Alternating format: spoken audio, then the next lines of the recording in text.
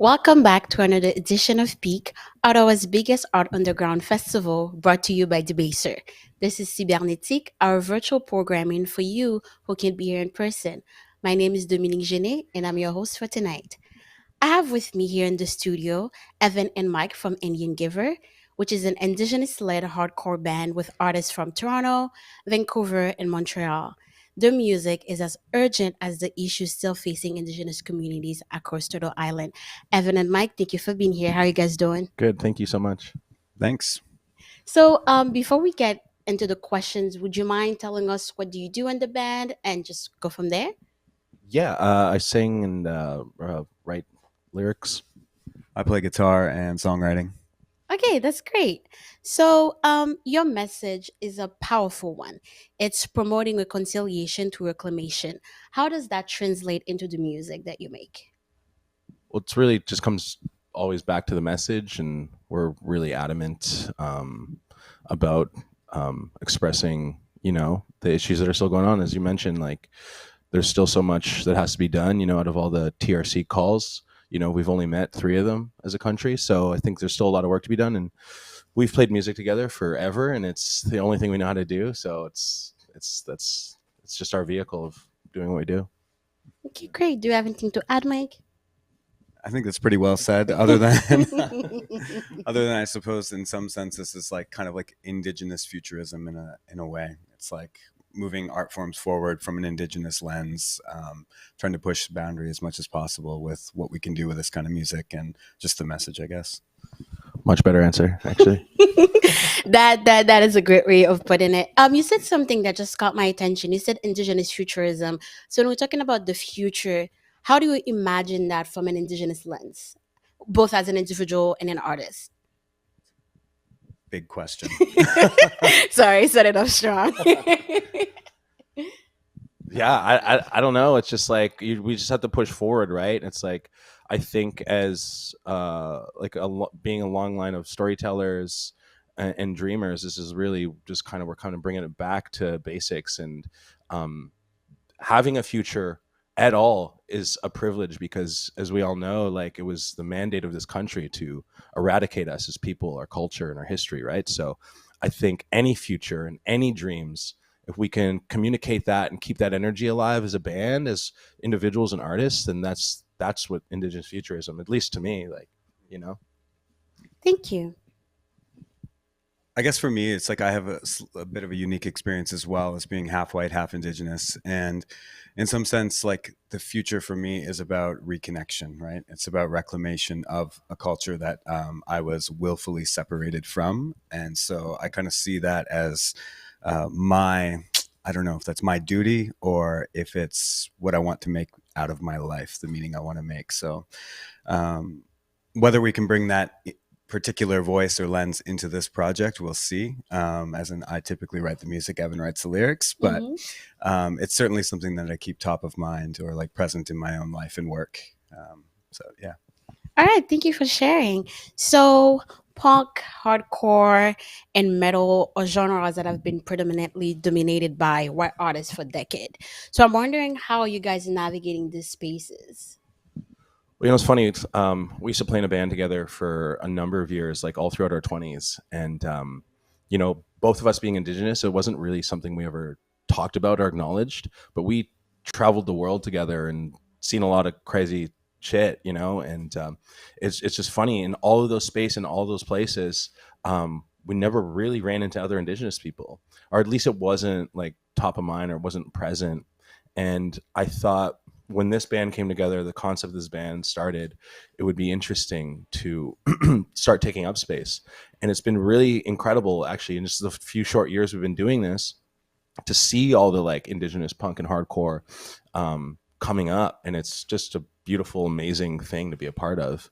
But, for a long time, it just wasn't something we ever really were mindful of. And it just got to a certain point, at least for me, a boiling point of like, okay, well, we got to tell this story. I'm getting older and I don't want to wait for I just don't want to wait anymore. So we just decided to start doing this and start telling our own stories.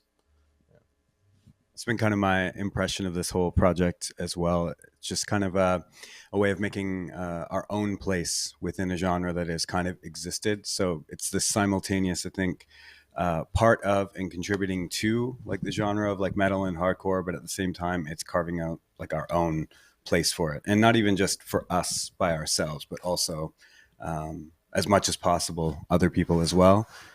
And if we can join with others, other Indigenous bands, other bands with Indigenous members, or even an anti-colonial message, then that's kind of where we want to, I think, situate ourselves. All right, thank you. Well, congratulations on releasing your debut album, Dark Legacy 3. Her audience will be curious to know what the album is about and how it came to be. Just a quick summary overview of Dark Legacy. Yeah, well, the title, it's really kind of an Easter egg for people, and I would implore people to maybe look into that a bit. But I mean, just simply the name, the dark history that this country is had. But for us, it's really about speaking truth to power and digging deeper in our daily lives to find truth in whether it's like relationships, but also just like this world and this like really kind of sick society we live in. And it's really what the album's about. And I tried to talk a lot about how technology and Indigenous lived experience is like kind of like always sort of at a crux, and it feels like right now it's at a really, in at least in Anishinaabe culture, we're at this sort of juncture, what we call the seventh fire and the eighth fire prophecies, and these were prophecies that happened hundreds and hundreds of years ago, where they predicted that we would get to this industrial age and we would have a choice on whether to go back to the earth and back into living in harmony with the natural world and creation, or keep going down this path of industrialization and to into ruin, basically. yeah. And that's kind of where the concept of this whole record started. So we kind of just dove into that, and our influences are pretty similar growing up, like just in terms of punk and hardcore. But that's really what the record's about, and not just Indigenous people, but anyone living in the margins. And that's something I always have to be mindful of. We always get like, can I listen to this band if I'm not Indigenous, or can I wear the shirt? And it's like, this is all of us. Like, we're all being stepped on and stepped over. So yeah. Well said. All right, thank you. So will we be hearing some songs from that album tonight? We're playing the whole thing. Wow. Okay. Well, Front to back. well, that is something you should be looking forward to. So we will be hearing from Indian Giver later tonight, and they will be performing front to back the debut album Dark Legacy 3. So my last question is: so what are you looking forward to? Is there something you're looking forward to for your performance tonight? Like any highlight at all? Ottawa's great. It was our first time performing here just a few weeks ago, and we were all in shock to see how many just like beautiful Indigenous people were in the audience. And this is what separates this city apart from, I would say, most other cities in Canada, especially Toronto. Is like there's a real scene and a real community of Indigenous people just like living their fullest lives here, and it's a really beautiful, powerful thing to be a part of. And we were joking about this on the way here. It's like we've only played here, this is our second time playing here, but it's like our second home, because it feels so welcoming to us and our message and our music. So Where do you mainly play? well, I live in Toronto, Mike lives in Vancouver, Okay. another member in our band lives in Montreal and Hamilton, and so we're kind of spread out, so we can really only play when it really works. And yeah, we're just super grateful to be able to do this festival and play here for everyone here.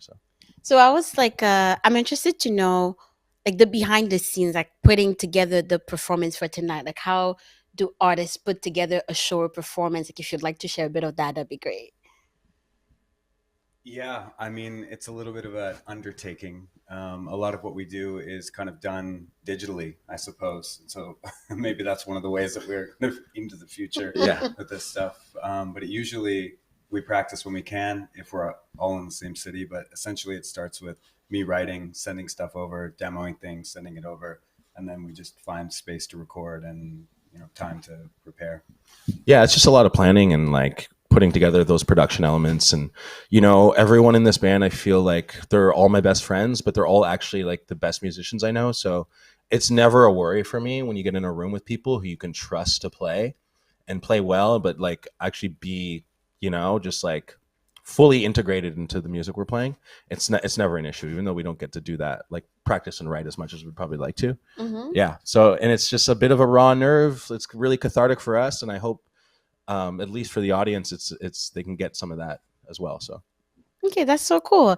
Um, I know that artists have such a close relationship with their work because you spend so much time with it. Do you have a favorite song on the album or a song that you most proud of? Each of you? The two new songs that we recorded. yeah, not out yet. The ones that aren't yet. No. I think Soul Wound on our record is the one that like kind of hits closest to home for me. What is it about, if you don't mind me asking?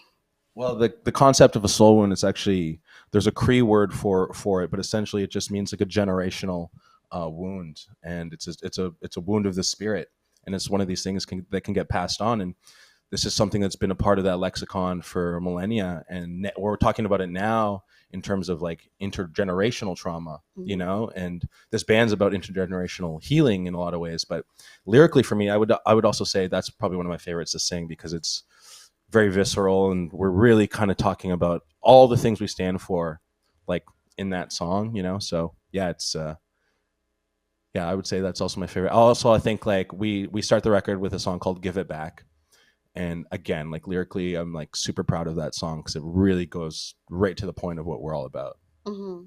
Yeah, I might also even add purity.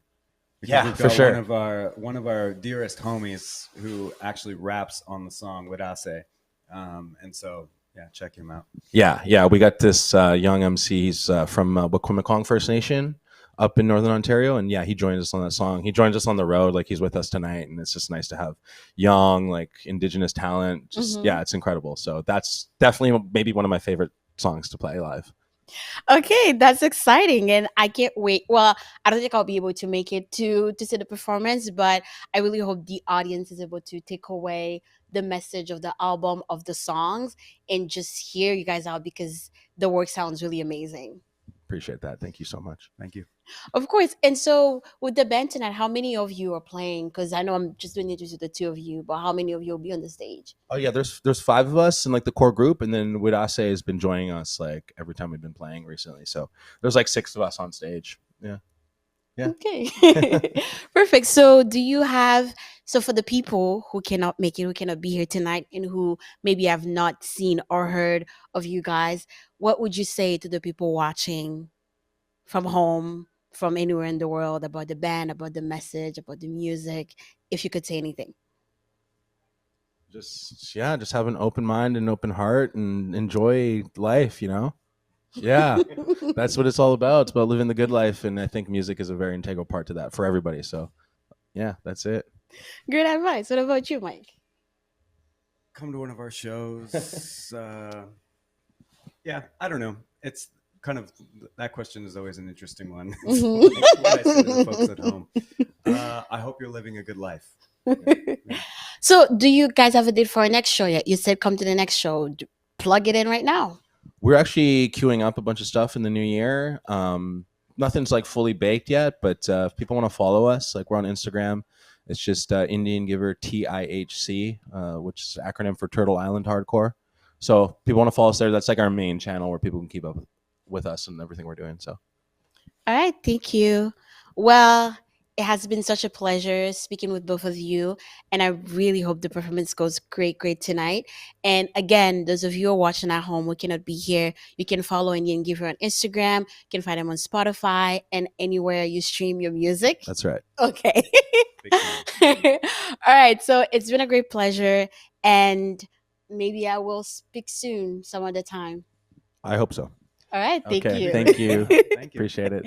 We'll be back very soon. Stay tuned.